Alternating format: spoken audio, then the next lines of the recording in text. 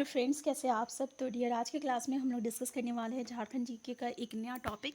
ये टॉपिक है मुंडाओं की स्वशासन व्यवस्था। ठीक है, जनजातीय शासन व्यवस्था में हम लोग के जितने भी जनजाति है उनकी अपनी अपनी जो शासन व्यवस्था होती है, ठीक है ना। तो आज के क्लास में हम लोग मुंडाओं की स्वशासन व्यवस्था के बारे में डिस्कस करेंगे। तो चलिए हम लोग स्टार्ट करते हैं आज का क्लास। पहला क्वेश्चन है, मुंडाओं का निवास स्थान निम्न में से किस क्षेत्र में है। रांची में, सिंहभूम में, हजारीबाग में, इनमें सभी। तो हमारा करेक्ट आंसर हो जाएगा, आपका आंसर डी हो जाएगा। इन सभी जगह पे मुंडाओं का निवास स्थान है। देखिए, हमारे झारखंड में जो है 32 जनजाति है, उसमें से 8 जनजाति जो है ये आपका आदिम जनजाति कहलाती है।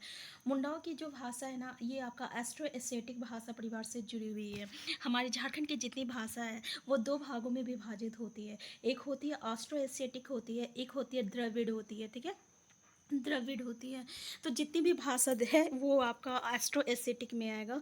अब एस्ट्रो एसेटिक भाषा परिवार से जुड़ा हुआ रहता है। लेकिन हमारा जो उड़ाव जनजाति है, ठीक है, और पहाड़िया जनजाति है, पहाड़िया जनजाति में माल पहाड़िया हो गया, सौर पहाड़िया हो गया, ये 2 जनजाति ऐसी है जो कि आपका द्रविड़ से बिलोंग करता है, यानी द्रविड़ जनजाति में आती है। ठीक है, और उड़ाव जनजाति का जो भाषा है ना, ये कुड्डुक है। ठीक है, क्या है, कुड्डुक है। और पहाड़िया जनजाति की जो भाषा है ना, ये मालतो है, यानी मालतो और कुड्डुक ऐसी भाषा है जो कि सिर्फ द्रविड़ भाषा परिवार में आएगा। इसके अलावा अगर आपको कोई भी जनजाति देखने को मिल जाए, ठीक है, वो जो है वो हमारा एस्ट्रो एसिटिक भाषा परिवार में आता है।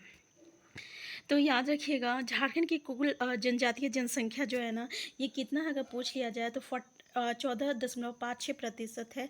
और ये जो है झारखंड की जो है आपका तीसरी बड़ी जनजाति है मुंडा जनजाति। ठीक है, मुंडा जनजाति जो है झारखंड की तीसरी बड़ी जनजाति है। तो ये याद रखिएगा। नेक्स्ट क्वेश्चन है, मुंडाओं की स्वशासन व्यवस्था में निम्न में से किस प्रकार के मामलों का निपटारा किया जाता है। सामाजिक, धार्मिक, आपराधिक, ये सभी तरीके का मामला को जो है यहाँ पे सॉल्व किया जाता है। तो आंसर डी हो जाएगा। नेक्स्ट है आपका, नेक्स्ट क्वेश्चन है आपका, मुंडा शासन व्यवस्था में गांव का प्रधान कौन होता है। महतो होता है, मांझी होता है, मुंडा होता है, मानकी होता है। आंसर सी हो जाएगा, मानकी होता है। ठीक है, आंसर सी हो जाएगा, मानकी होता है। नेक्स्ट क्वेश्चन है, मुंडा से संबंधित निम्न कथनों में कौन सा कथन असत्य है। पहला, मुंडा गांव का प्रधान होता है। दूसरा, मुंडा गांव की बैठक का अध्यक्षता करता है। तीसरा है, मुंडा की शासन व्यवस्था में गाँव की मालगुजारी मानकी तहसीलदार के माध्यम से वसूलता है। तो ये हमारा करेक्ट आंसर हो जाएगा, क्योंकि यहाँ पे असत्य बोला है। तो मुंडा की शासन व्यवस्था में गांव की मालगुजारी जो है मानकी तहसीलदार के माध्यम से वसूलता है। ये जो है ये आपका गलत है।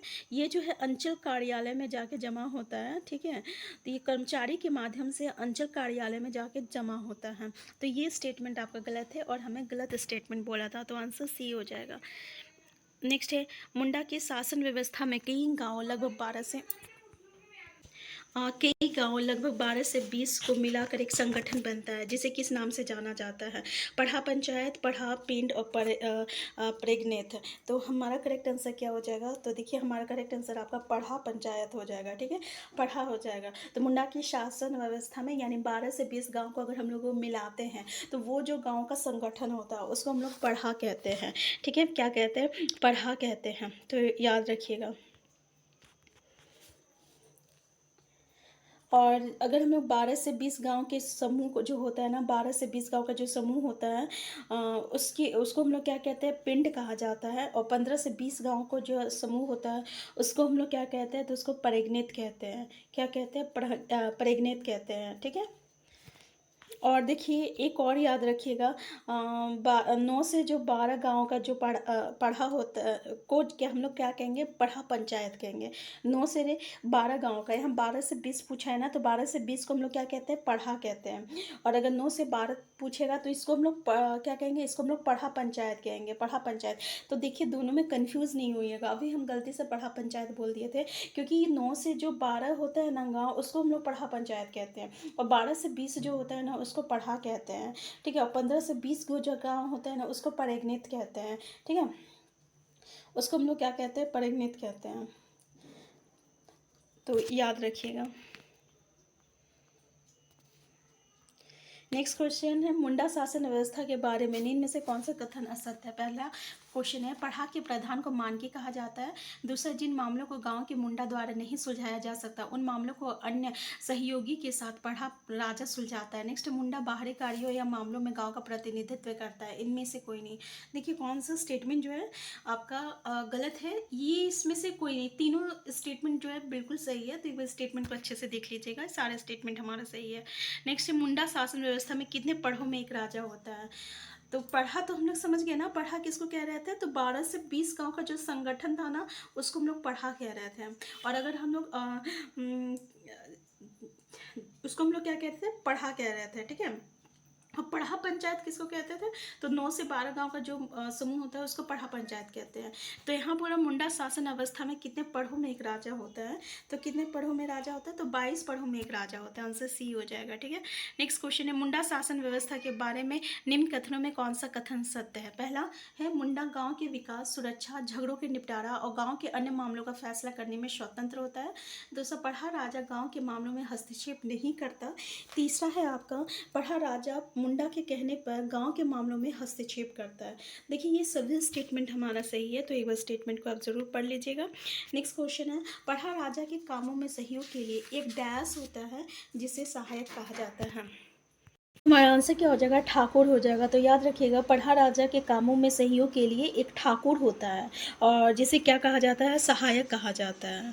नेक्स्ट क्वेश्चन है, दीवान निम्न में से किसका मंत्री होता है। राजा का, पढ़ा राजा का, मुंडा का, इनमें से कोई नहीं। हमारा आंसर बी हो जाएगा, पढ़ा राजा हो जाएगा। दीवान जो है ये आपका पढ़ा राजा का जो है मंत्री होता है। नेक्स्ट क्वेश्चन है, सिपाही बरकंदाज निम्न में से किसके आदेश को गाँव गाँव में नोटिस शामिल करता है। राजा, पढ़ा राजा और मुंडा और दीवान। हमारा आंसर क्या हो जाएगा, आंसर डी हो जाएगा, दीवान हो जाएगा। नेक्स्ट क्वेश्चन है आपका, मुंडा शासन व्यवस्था में दरोगा का काम किस निम्न में से कौन सा है। राजा के आदेश पर नोटिस जारी करना, मुंडा की अनुपस्थिति में गांव के सभी कार्यों को करना, दीवान के आदेश पर गांव गांव नोटिस शामिल करना और सभा में प्रवेश करने वाले व्यक्तियों की जांच पड़ताल करता है। तो देखिए हमारा आंसर डी हो जाएगा, मुंडा शासन व्यवस्था में दरोगा का काम क्या होगा कि सभा में जो भी प्रवेश करेंगे व्यक्ति उनकी जांच पड़ताल करेगा। तो आंसर जो है हमारा डी जो रहेगा ये इसका करेक्ट आंसर हो जाएगा, ठीक है, आंसर डी। नेक्स्ट क्वेश्चन है आपका,